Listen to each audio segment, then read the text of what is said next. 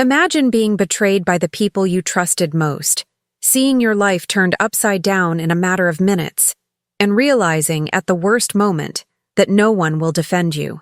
I truly experienced this. Inside that mansion, where everyone treated me only as the nurse, I was thrown into a scheme of revenge, lies, and threats that nearly destroyed me. I had to make difficult decisions without time to think, navigate situations I never expected to face, and deal with people capable of anything to bring me down. To this day, I remember the fear and the pressure, every face that feigned friendship while preparing my downfall. But none of this makes sense if you don't know who I was before. So, let me tell you how it all began. My name is Lauren Miller, and until that morning of October 23, 2021, I thought I'd already experienced every kind of disappointment. 29 years old, having graduated from nursing school just over 6 years ago, I've always tried to keep my life organized between long shifts at St. Mary's Hospital, an old building in downtown Seattle, and weekends filled with plans for the future. I grew up with an adoptive mother, Helen, who taught me to appreciate small achievements and never expect things to fall from the sky. It was in her kitchen that I learned to make brewed coffee, which I still use today to truly wake up before any shift. At the hospital, I was known for never leaving a patient waiting, even when the hallway was crowded and the monitoring device was beeping nonstop. Emergency room workers learn early on that there's no such thing as a break. Shift changes almost always took place in the basement cafeteria, where the smell of reheated food mingled with the scent of freshly laundered lab coats. Between coffees, we'd exchange tidbits about the night's cases, always trying to hide our fatigue with jokes. Sometimes I'd laugh when people said I was the last one to leave. In truth, it was just easier to leave knowing there was nothing waiting for me at home but a couch and some medical books scattered around the room. I lived in a small apartment on Rainier Avenue on the 5th floor, next door to elderly people who spent all afternoon watching old TV shows and a couple who fought over the shared laundry schedule.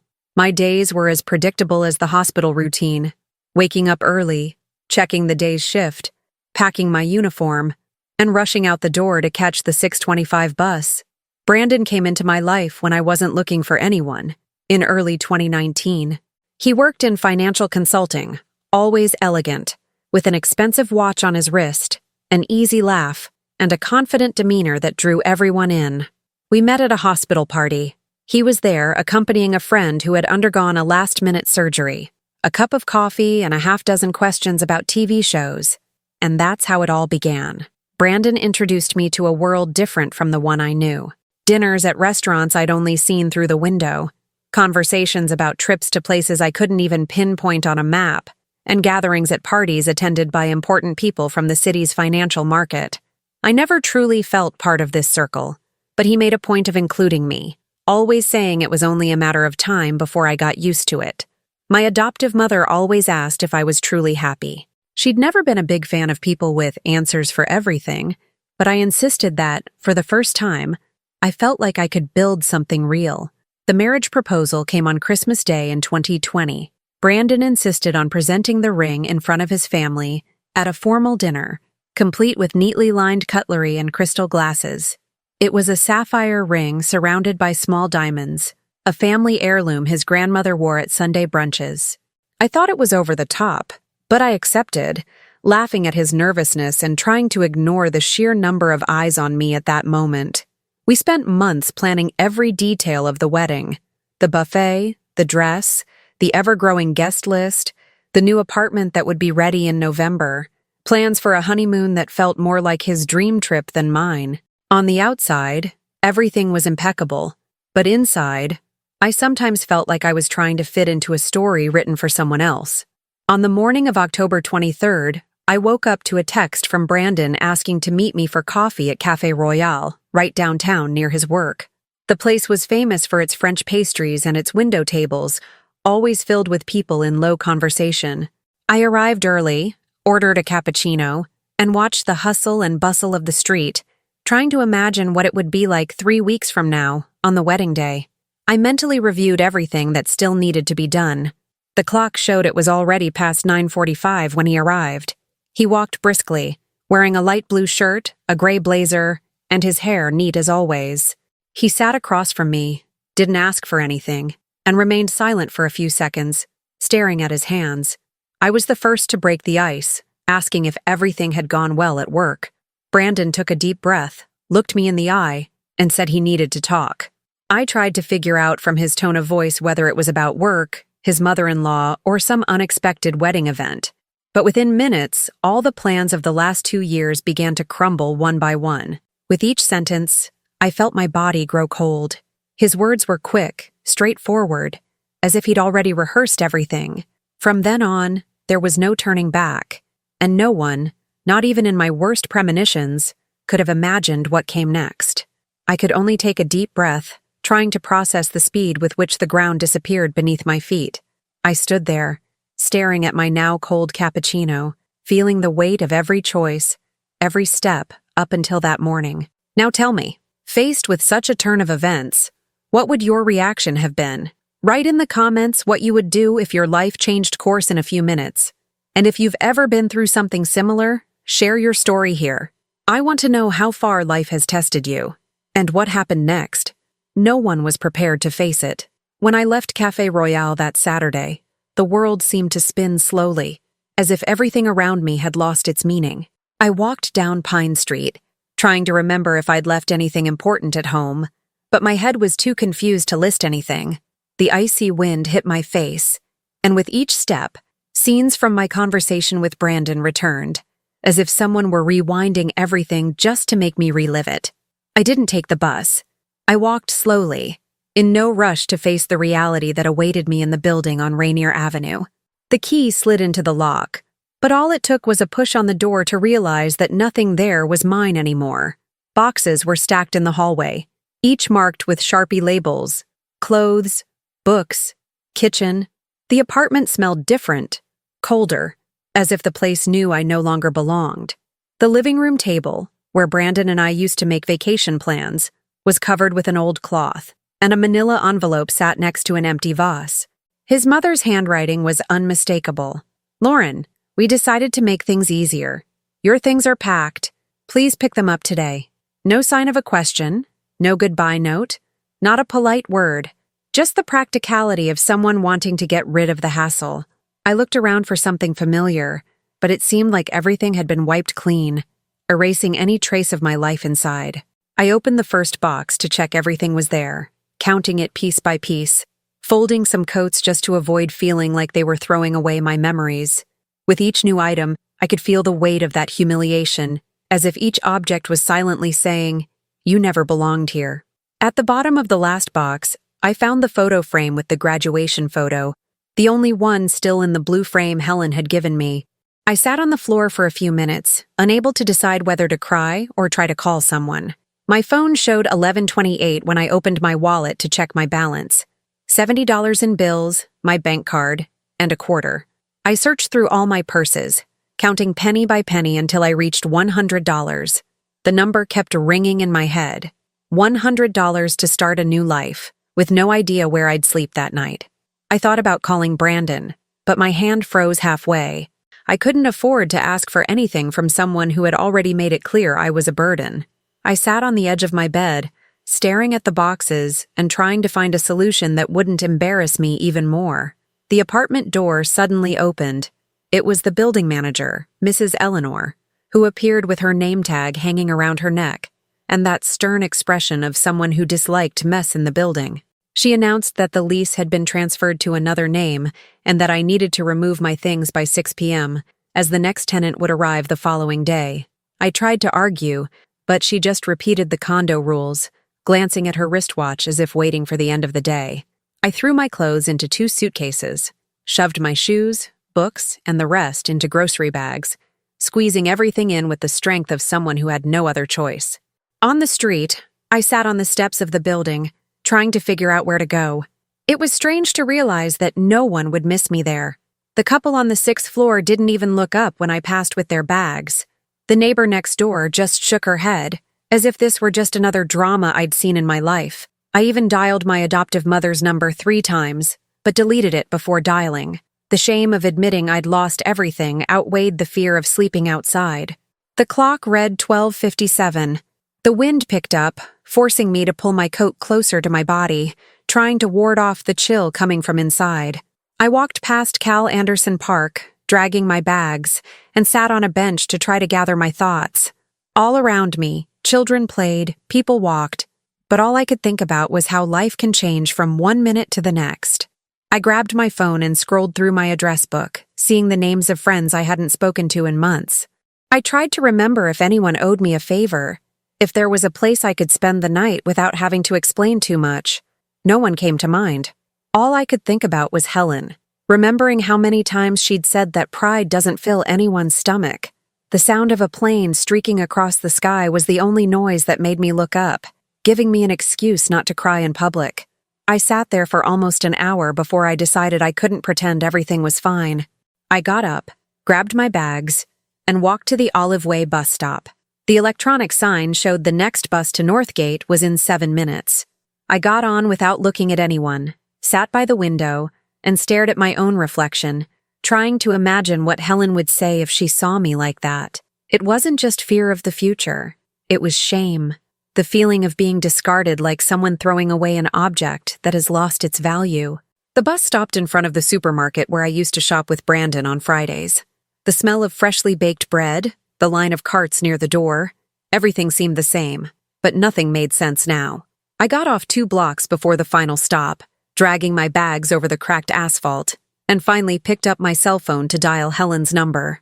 Her voice on the other end sounded the same as always, calm, firm, asking if everything was okay. I told her the basics, just enough for her to understand I needed help, and hung up without being able to say anything else. She simply replied, "Come home, Lauren. We'll figure it out later."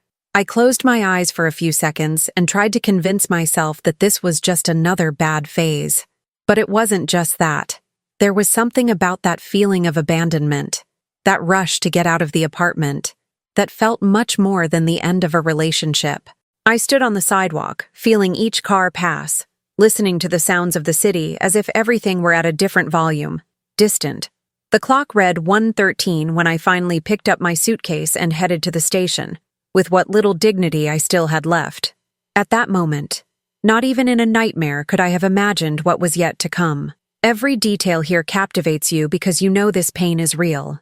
Like and subscribe now. You're already part of this story, and what comes next will surprise you. The taxi drove slowly through the city that Monday night, October 25th, 2021, while I clutched the handle of my suitcase, unsure of what to expect upon arrival. When the car stopped in front of Helen's house on Northgate Avenue, I saw the lights on and felt a relief hard to explain. Before I could even ring the doorbell, she opened the door, pulled me inside without asking questions, and offered me a bowl of hot soup that smelled of thyme. I sat at the kitchen table, the same table where I'd so often heard advice and scolding, and for the first time in days, I didn't have to pretend to be strong. Helen didn't waste words trying to fix what had happened. She just put her hand on my shoulder and stood there, letting the silence say what I couldn't. Sleep was difficult for the next few days. I spent the early mornings staring at the ceiling, listening to the rain pounding on the window, and trying to figure out how to start over with $100 in the bank. In the mornings, I'd get up early, help Helen with the dishes, and after breakfast, I'd sit at the computer to rewrite my resume, line by line, adjusting dates, describing each role, as if that would change how I felt inside.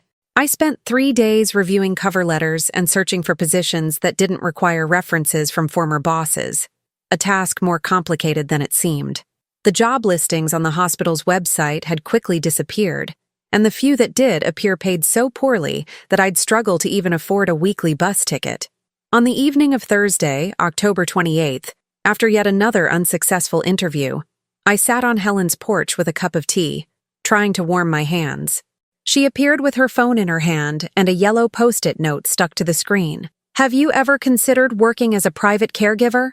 I stared at her, trying to figure out if she was joking. Helen explained that her nephew's neighbor had heard about an urgent opening at the Morgan Mansion, back in Queen Anne, an area I'd only been to in passing.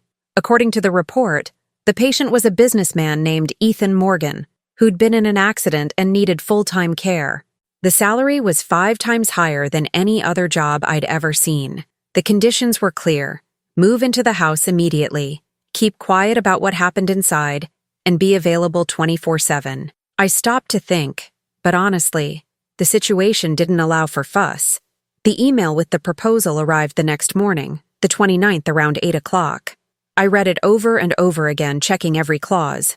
The contract called for absolute confidentiality, a fixed routine, daily reports for the family doctor, and prior authorization even to leave the house to buy personal items.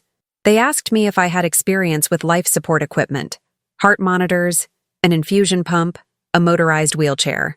I said yes, even though I hadn't used all of these devices at home. What I knew were the basics of hospital work, and I figured I'd learn the rest the hard way. The salary was so high that just thinking about it made my palms sweat. The interview was scheduled for Saturday, October 30th, at 9 a.m. I arrived at the Morgan Mansion 30 minutes early, wearing my blue uniform and a gray coat borrowed from Helen. The automatic gate opened slowly, revealing a vast garden lined with trees, an artificial lake, and the 3-story house made of light brick. A security guard greeted me at the entrance, asked my name, checked my ID, and let me through after confirming over the radio. In the living room, the armchairs were leather, the beige carpet looked new, and the walls were covered in modern paintings. Ethan's personal assistant appeared shortly after, greeted me with a firm handshake, and handed me a folder with the job terms. "The schedule is demanding, but for the pay, I think it's worth the effort," he commented, almost smiling. The contract stipulated strict confidentiality, digital check-in with biometrics, meals prepared by a dedicated cook, and mandatory use of a walkie-talkie, a small device I would clip to my lab coat pocket to alert the support team in case of an emergency. The room I would be staying in was on the 2nd floor, next to Ethan's master suite. It had a comfortable bed, a private bathroom, and a built-in closet larger than any room in the old apartment. The landline had a direct line to the concierge and the attending physician in case anything unusual happened. The assistant showed me the laundry area, explained how the security cameras worked, and detailed the schedule for each task: medication at 7 in the morning, physical therapy at 11, virtual appointments with the neurologist on Tuesdays and Thursdays. Everything followed a specific schedule. The house was quiet, but it was the kind of silence that seemed to warn me that nothing would be easy. When Ethan first appeared in the room, he was sitting in his wheelchair, wearing a dark sweater and dress pants. His gaze was distant, suspicious, the kind that measures every move of the person in front of him. He didn't say good morning or ask any questions. He just nodded slightly to the assistant and turned his face to the window. I was given the printed schedule with the medications, instructions for monitoring vital signs, and the number of the doctor on call for emergencies. The day passed with back and forth down the hallway, checking the insulin supply, testing the motorized chair, and trying to learn how to operate the residential elevator, a silver piece of equipment with a digital display and a red panic button. The manual said that in the event of a breakdown, simply hold the button for 5 seconds and wait for the maintenance team. At dinner time, I ate alone in the dining room, listening to the clatter of kitchen utensils and trying to organize my thoughts. The salary seemed like a bonus for someone who was at rock bottom, but at the same time, the feeling of entering a luxury prison wouldn't leave my mind. The confidentiality agreement weighed heavily, as did the requirement to never tell anyone what happened inside. I looked in the bathroom mirror before bed, replaying everything I'd heard and trying to remember who I was a week before that Saturday. Nothing prepared me for what was to come. If I'd known that accepting that job would be just the first step in a chain of events that would change everything, I might have hesitated. But hesitation was no longer an option. On Sunday, October 31st, 2021, I woke at 6 o'clock sharp to the buzz of the intercom announcing breakfast was ready. The smell of fresh bread wafted from the hallway, but I couldn't even feel hungry. I changed from my pajamas to my blue uniform, pinned my name tag to the collar, and took a deep breath, mentally rehearsing the script I'd read the night before about caring for spinal cord injury patients. When I entered the main room, I found Ethan in his wheelchair, working on his tablet as if he hadn't even noticed my arrival. His gaze was the unblinking kind, the kind of gaze of someone who's learned to trust no one. I tried to say good morning, but he only looked up for a second, then returned to the screen and continued swiping quickly across the display. His personal assistant was nearby, ready to intervene if any of my responses seemed out of place. The atmosphere was icy, almost hostile. For the first task, I had to take my blood pressure using a digital device, the kind that beeps if the cuff is incorrectly placed. As soon as I brought Ethan's arm close to me, he pulled up the cuff on his own, without taking his eyes off the screen, and said quietly, "Don't be nervous. I've done this dozens of times." I pretended not to care, followed protocol, and entered the data into the attending physician's app, my hands feeling a little shaky inside. Coffee was served in silence. The cook came in, left the plate of scrambled eggs on the table, and left without another word. Ethan ignored the food, fiddled with his tablet a bit more, and finally asked, "Do you know how to use the insulin pump?" I said yes, explaining that the model at St. Mary's Hospital was similar, except for the display and alarm settings. He shook his head and simply said he preferred to do it himself. I watched from afar, ready to intervene if the device beeped. The manual was always close at hand, next to the medicine chest, a constant reminder that any carelessness could be costly. After breakfast, the day continued with physical therapy. A team arrived from the partner clinic, bringing a portable electrostimulation device, a gray square with wires and buttons, used to aid muscle recovery. I'd read about it in college but had never personally operated it. The physical therapist noticed my hesitation and showed me, without a frown, how to apply the electrode to my calf. Ethan watched silently, analyzing every step, as if looking for flaws or reasons to ask me to leave. Early in the afternoon, after lunch was served promptly at 12:30, I had to organize the medicine cabinet. The cabinet was password locked, and a printed list of medications was provided, detailing brand names, dosages, and exact times. Ethan made a point of checking everything, complaining that the previous caregiver had mixed up the boxes and left the inventory disorganized. I looked at the shelves, checked box by box, and got everything in order. He didn't praise me, but he didn't criticize me either. It was the best I could hope for that day. I spoke briefly with the doctor via the room phone, checking the IV medication schedule and asking for guidance on adjusting the dose. The protocol required confirmation by 2 professionals, but in the absence of a team, it was agreed that I would notify them via text message, attaching a photo of the syringe before each injection. It was all very formal, almost mechanical. Late in the afternoon, Ethan asked to go to the library, a huge room with bookshelves to the ceiling. He didn't want help, crossing the hallway in his motorized chair, and when I arrived to offer him a book, he replied that he didn't need a babysitter. That hurt, but I held my expression. I returned to my room, reviewed the daily report, and delivered it to the assistant before 7 p.m., as per the schedule. At dinner, I tried to make conversation about the movie on TV, but Ethan just said he preferred silence. I stared at my plate, feeling the food grow cold. While the house continued its almost military rhythm, I overheard the cook commenting to the cleaning lady that no caregiver lasted more than 2 weeks. I asked the personal assistant if it was true. He replied quietly, "The last one lasted 8 days." I realized then that to them, I was just another attempt before the next replacement. Still, I couldn't bring myself to feel angry. There was something in Ethan's eyes, a mix of wounded pride and weariness, that reminded me so much of what I saw in the mirror. I returned to my room and stared at the dark ceiling, hearing only the sound of the digital clock ticking away. The mansion was large and comfortable, but it was impossible not to feel the constant alertness. If I wanted to stay there, I needed to prove to myself and to him that I wasn't just another name on the list of quitters. I didn't back down. I needed that job to pick up the pieces, and without even saying it, I began to realize that maybe he needed me too, even if I'd never admit it. It was in this tension that a small spark of defiance blossomed within me. I had no idea what Ethan was hiding behind that wall of sarcasm and curt orders, but what happened the next night began to change everything. The days at the mansion began to take on a rhythm that, if not comfortable, was at least predictable. I woke early, prepared the equipment, updated the digital medical record, and followed each step of the routine with the precision of someone who knows that any slip-up could cost them dearly. Ethan maintained a cool tone, responding only when necessary, and even when he allowed himself to comment, it was always with an air of distrust, as if expecting to be betrayed at any moment.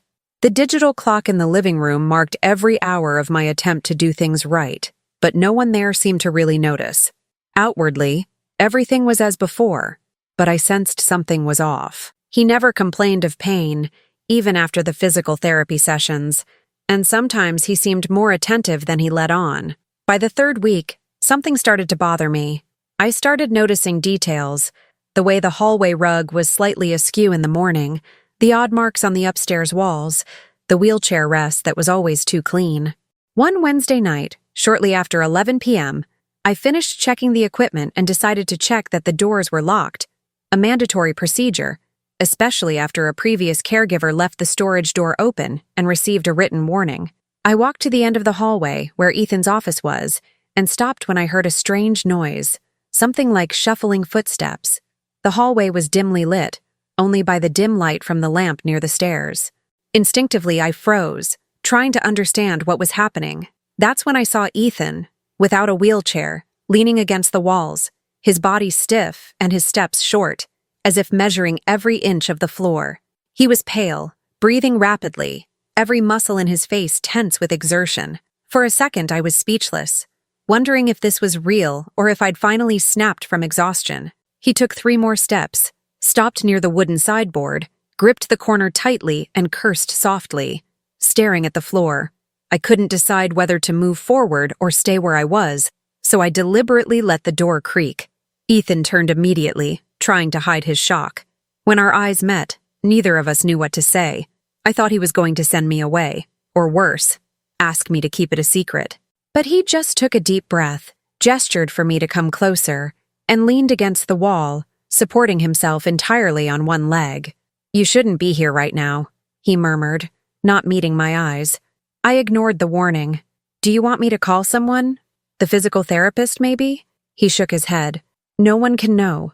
No one." His voice was hoarse, the words scratching. We sat in silence for a few minutes, the only sound his rapid breathing. When the tension subsided, he explained, without further ado, that he'd been rehearsing each step alone for months, on nights when the house slept. He didn't want anyone around, no audience, no congratulations. "I've heard enough speeches from people trying to cheer me up," he said, looking at the floor. "The world thinks all progress needs to be a spectacle. I prefer to fail quietly." I sat on the floor, leaning against the opposite wall, trying to process what that meant. I was sure any doctor would recommend assisted physical therapy, but I also understood his point. Not everyone wants their attempts to become statistics of overcoming obstacles. I asked how long this had been happening. He hesitated before answering. "Since April. I do a little bit every week. I don't tell anyone because no one understands." The way he spoke reminded me of old conversations with patients at St. Mary's, people who hated it when they turned every small victory into a reason to celebrate. They talk like it's easy, but if it fails, everyone disappears. And the only one who can handle failure is you. I remained silent, giving him time. It wasn't just pride. It was genuine fear of being frustrated again, of hearing advice from someone who had never even been in that situation. At that moment, I realized Ethan wasn't just the bitter head of the household. He was someone broken inside, the way only those who have had their hope ripped from them can understand. I considered telling them I was there to help, but I chose to listen, letting the silence say what words couldn't. The kitchen clock chimed 7 past midnight. Ethan, still leaning against the wall, closed his eyes for a few seconds and then, without looking back, dragged himself back to the library, where his wheelchair was parked. He didn't ask me for a secret, but it was understood. I returned to my room feeling the weight of that improvised trust. I began to observe more closely, noticing the fingerprints on the doors, the slippers lined up near the stairs, the wet towels in the sink. I never said anything to anyone. I discreetly adjusted his medication schedule so he would have more free time at night, always leaving the hallway doors unlocked. We hadn't agreed on anything, but the silent pact to not reveal what didn't need to be said was there. It was strange, but somehow I knew that from that night on, things would never be the same in that house. And I was right. What came next proved it faster than I could have imagined. Over the next few days, the mansion's ambiance changed for me. even though everything around me seemed the same. I began to keep my eyes peeled for the hallways in the wee hours, always checking to see if the lights on the second floor were off, checking to see if the quiet hum of the home elevator betrayed any unusual movement. Now, every detail of the house made new sense. The footprints near the office, the faint marks on the wall near the banister, the misplaced water bottle. The rule was to say nothing in front of the staff. The daily reports remained impeccable, but behind the formality, Ethan and I exchanged quick glances that only we understood. On the third night after that revelation, I waited for the sound of the electric chair's motor to fade away. When silence returned, I went to the office. Ethan was already standing, using both hands to balance himself on the desk. He didn't say anything, just showed me a scribbled piece of paper with exercise notes he'd researched. They were simple movements, focused on building strength and balance, but far from the rigid goals of conventional physical therapy. I sat on the floor beside him and suggested small changes. Instead of 20 repetitions, we started with 8. Where he was supposed to try climbing steps, I suggested he stick to just practicing floor-to-chair transfers. "That's old man stuff," he grumbled, and I just laughed, saying it was better for an old man to stand than a young man to sit all the time. We began to improvise. We used the dining table for armrests, sofa cushions to cushion falls, water bottles as makeshift weights. Ethan trusted me to correct his posture, but he never let me hold him when he lost his balance. He'd rather fall on his butt than admit he needed help. Little by little, we adjusted each exercise to what he could handle that day. When he got tired, I'd sit on the floor with him, making no attempt to engage him in conversation. There was no empty encouragement, no clapping or pep talks, just a look of approval or a quick comment like, "Today was better than yesterday." Outside of those nights, we maintained a formal distance from others. At breakfast, I recorded blood sugar levels, confirmed medication dosages, and scheduled regular clinic appointments. In front of the staff, he maintained an ironic tone and responded automatically. When we were alone, we exchanged small jokes about the day, shared dessert at dinner, and invented nicknames for the cook, who was always complaining about the delays in the industrial kitchen.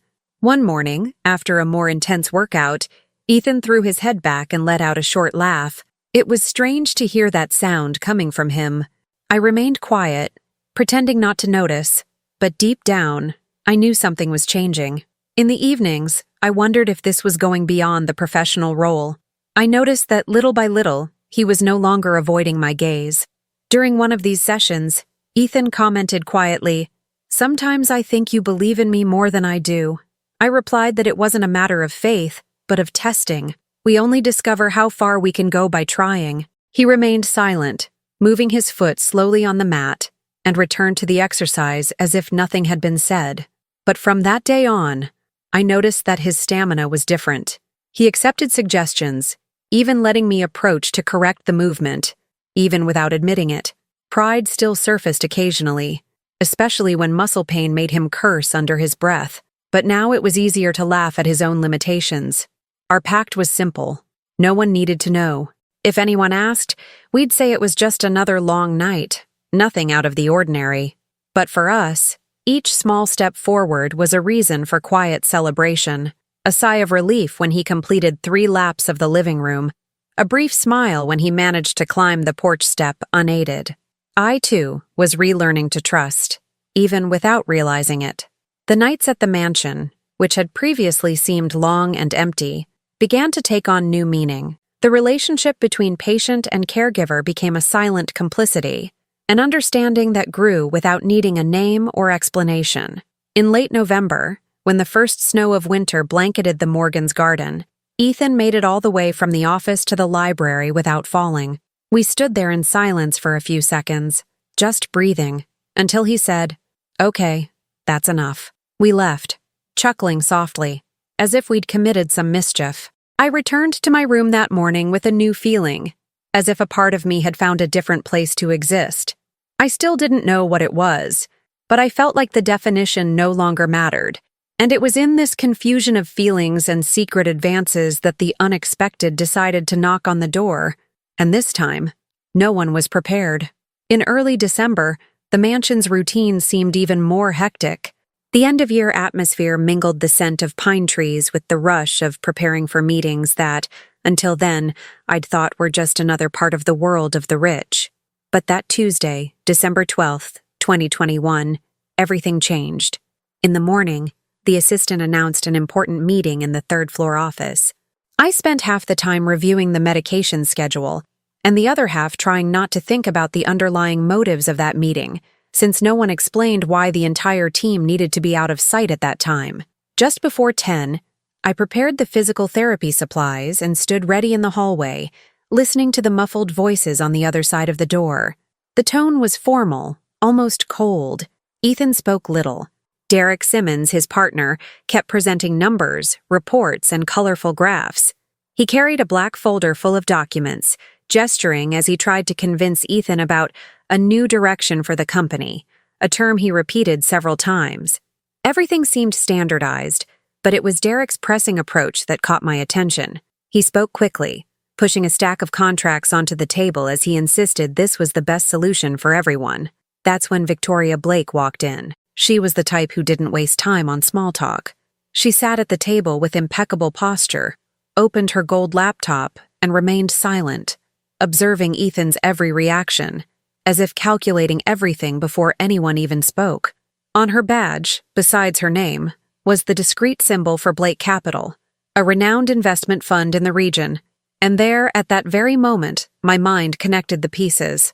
I remembered the name Blake from Brandon's stories, from the dinners where he mentioned deals with major investors, and, of course, Madison, who was now the focus of my recent past. I stood in the hallway, my palms sweaty, hoping no one would notice me. The conversation remained tense. Derek talked about opportunities, insisting that Ethan immediately sign the package of documents that would secure Blake Capital's entry as a majority partner. Victoria said almost nothing, just watched, flashing cold smiles when Ethan hesitated on each clause. At one point, she mentioned immediate liquidity, power restructuring, and guarantees for all shareholders. It was the most elegant way of saying that anyone who didn't sign was out of the game. I was looking toward the back of the room, trying not to get involved, but suddenly, Derek mentioned Madison by name. Madison has already agreed to the terms. We're all aligned. It was impossible to ignore. My history, the collapse of my marriage, that family, and now the job, all linked by the same web of interests. As soon as the meeting ended, I followed Ethan down the hallway, my nerves unmistakable. "Do you know who they are?" I asked quietly before the assistant appeared. He looked at me strangely, not understanding the panic in my voice. I talked about Madison, Brandon, about how Blake Capital wasn't just another fund, but rather a company controlled by a family with a reputation for shady dealings. I showed Brandon old messages on my phone, photos of events where he appeared alongside Madison, Victoria, and other investors. Ethan remained silent, fiddling with his tablet, opening old reports. "It makes too much sense to be a coincidence," he finally commented, looking at me with a mixture of anger and suspicion. That night, we ate dinner in silence. Ethan spent hours in his office, pulling out documents, contracts, and old emails. He asked me to scan some pages and look for signatures or duplicate names, as if I were a research assistant. We discovered that, in recent months, Blake Capital had been buying small stakes in the company in third-party names, including through shell accounts. In the shareholders' report, Derek's name appeared linked to an investment firm opened just 4 months ago, with an address linked to the Blake family law firm. With each new document, it felt like digging a deeper hole, and for the first time, I saw Ethan genuinely concerned. We stayed up late trying to understand all the connections. I found a spreadsheet hidden in an old folder on his computer, detailing payments to shell consultancies that received money directly from the company's main account. The pattern repeated itself. Money went out, then came back in campaign donations to local politicians, some of whom the Blake family publicly supported. It didn't take long for Ethan to realize he was surrounded. The scheme was bigger than it seemed. From that moment on, we knew that if anyone made a mistake, they wouldn't get a second chance. The mansion fell silent, but I had no doubt that that night would change everything from then on. The next morning, the atmosphere in the mansion was different. It was as if every corner of the house had begun to watch our every move. Ethan no longer wasted time on irony or one-liners. He entered the office at 8 o'clock sharp and spent much of the day on calls with two different lawyers, one specializing in corporate fraud, the other known in the city for representing major business people in legal battles. I organized reports, scanned contracts, and sorted spreadsheets of financial transactions from the last 10 months. Conversations between Ethan and the lawyers lasted hours, always behind closed doors and in low voices. Sometimes he would go out for coffee, jot down a name or two on a yellow legal pad, and return inside, as if everything else had ceased to exist. Meanwhile, the physical therapy sessions took on new meaning. Each exercise wasn't just about regaining movement, but also about preparing Ethan for the upcoming public exposure. He decided he would go to the next board meeting standing, or at least with the aid of a cane. His attempts began tentatively, short steps from the library to the hallway, then to the office, supporting himself against the walls. I adapted the sessions, bringing in resistance bands and placing small marks on the floor to guide the way. With each progress, I recorded his progress on the physical therapy app and filmed the highlights, saving everything in an encrypted folder to show the doctor if he needed a report. At night, we reviewed evidence together. Ethan showed me printed emails with suspicious exchanges between Derek and Victoria. I created tables cross-referencing dates, amounts, and company names. We discovered payments made to non-existent suppliers, contracts signed on the same day with different firms that, in practice, used the same phone number and email address. I gathered newspaper clippings that mentioned small stock acquisitions, always linked to names that, when researched further, returned to the Blake Capital Circle. Each new piece of evidence was saved on a flash drive he kept hidden inside the upholstery of his wheelchair, next to a secret document compartment. We couldn't even trust the house staff, so we only discussed these matters privately, usually after midnight, with the television blaring loudly to drown out any conversation. The risk was real all along. One wrong call, one password entered twice in the same spreadsheet, and someone could realize we were messing around where we shouldn't. Ethan started using a second cell phone, purchased with cash at a downtown store, just to talk to the lawyers. We left copies of key documents in an encrypted email account, protected by two-factor authentication, with the password shared between us. My days began to blur together.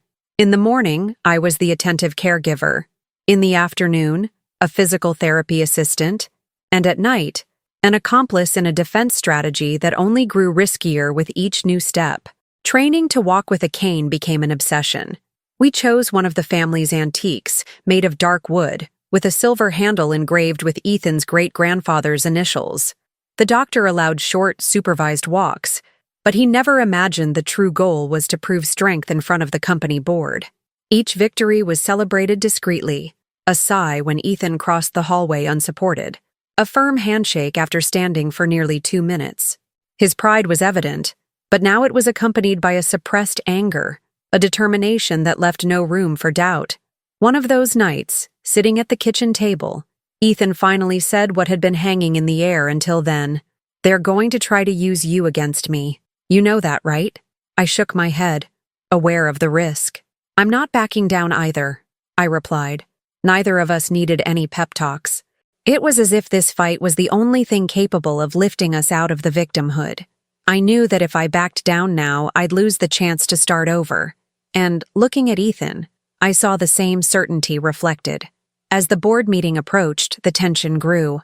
I checked the document folder every 2 hours, ensuring nothing was lost or forgotten. The lawyers held daily video meetings, reviewing strategies, rehearsing possible responses to unexpected questions. Ethan's personal assistant suspected the move but had no evidence to question. The cook, unaware of anything, said that the boss seemed more alert, less indifferent to the details of the house. Deep down, everyone sensed something was about to happen, but no one knew the magnitude of the storm that was coming. And each night, between reports, cane drills, and encrypted messages, we understood there was no turning back. The showdown was set, and it was impossible to know who would emerge unscathed.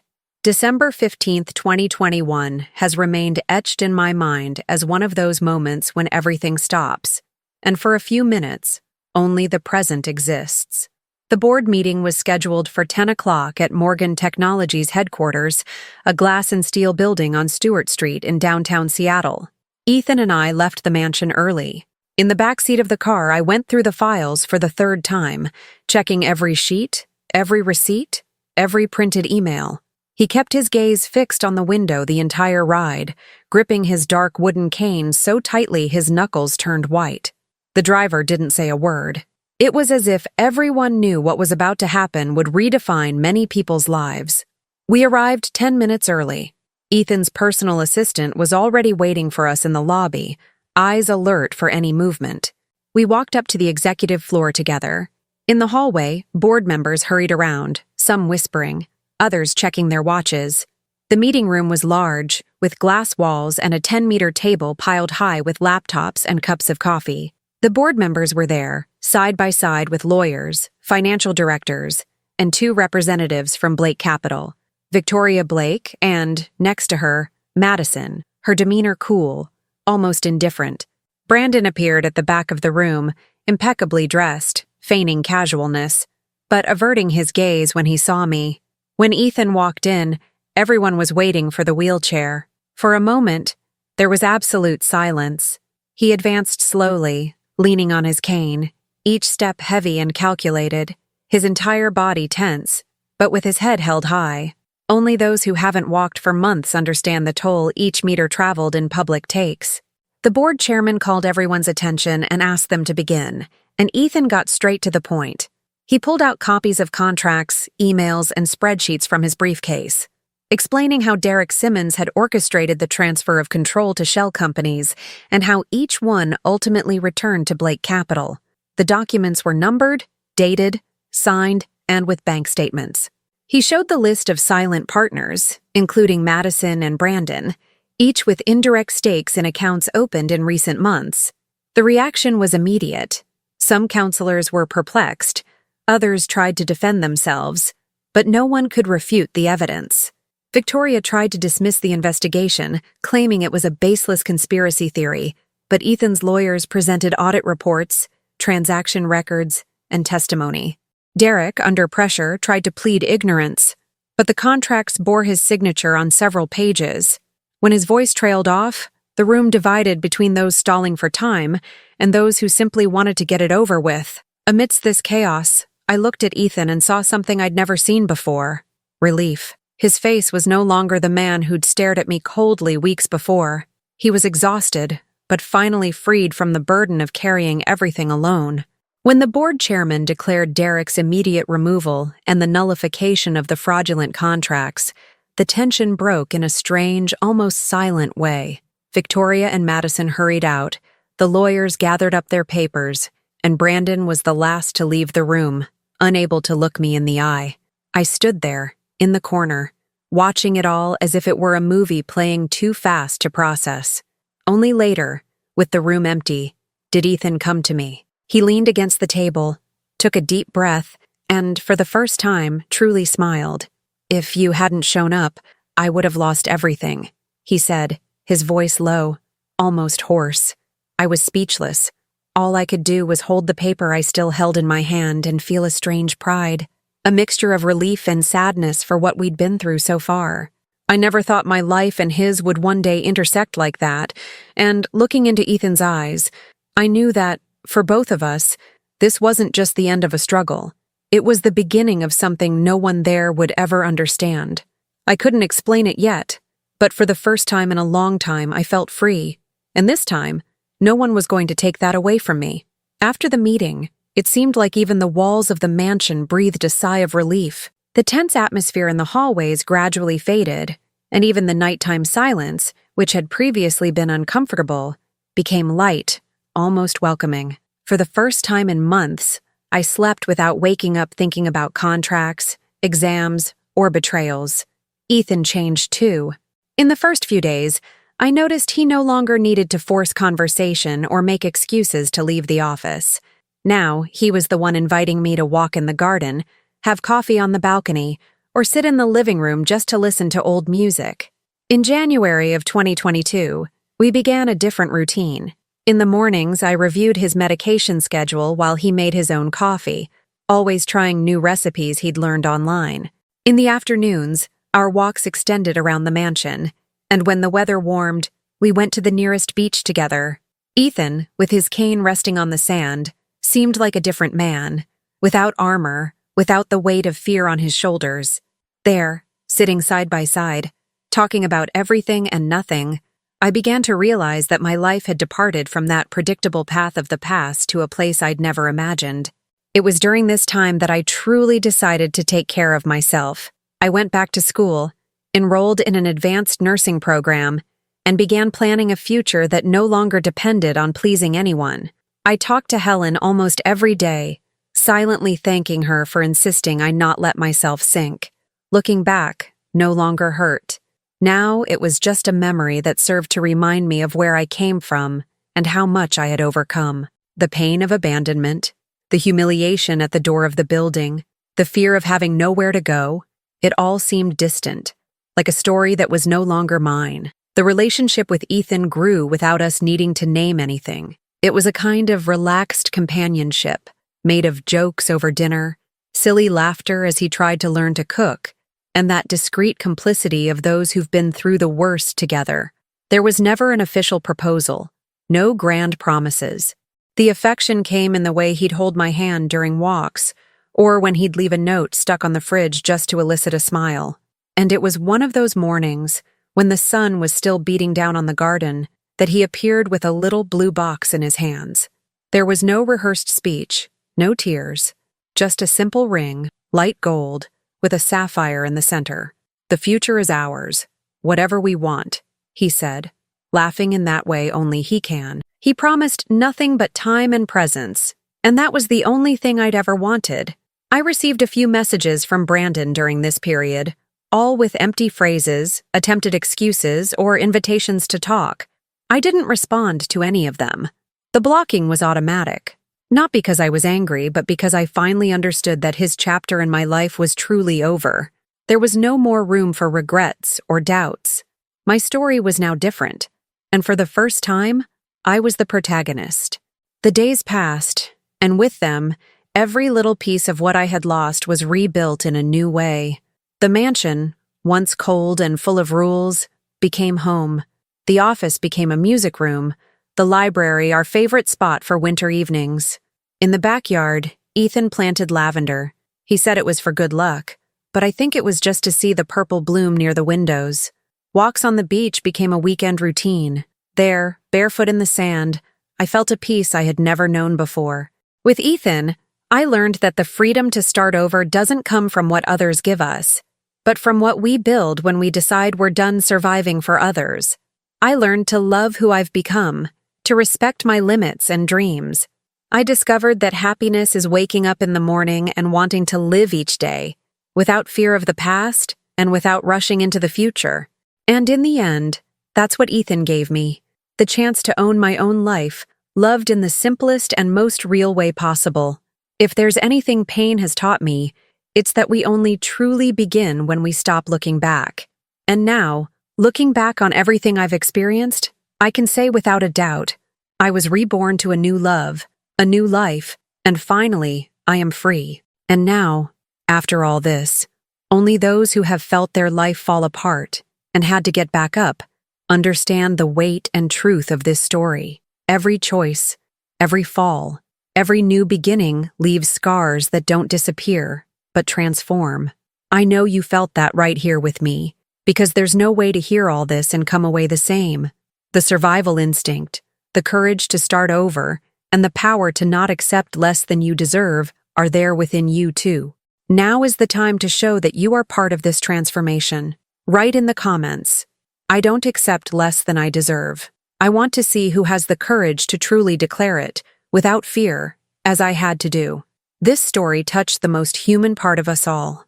It makes it clear that no pain defines the end, and that even when you think you've lost everything, it could be the beginning of something greater. You're already part of this, just by making it this far. So, subscribe now to continue following stories that shatter expectations, defy limits, and prove that the impossible only exists until someone decides to rise again. Leave a like. Every click of yours makes this message reach even further, transforms more lives, and keeps the power of these stories alive. Here, each video is a challenge to fate, proof that starting over is always possible, even when no one else believes. Real stories like this exist to ensure no one forgets the power they hold within. This community is made up of people who don't accept being defined by their failures, but by the courage to get up and build something new. Sign up now, because the next story may be exactly what you need to hear to take the next step, break free from the shackles of the past, and see a way out even when all seems lost. And it doesn't stop there. What happened today was already intense, but what you're about to see defies all that seems possible. Prepare to be surprised again. The next video is already on screen. Click now and come with me, because after this story there's no going back to normal.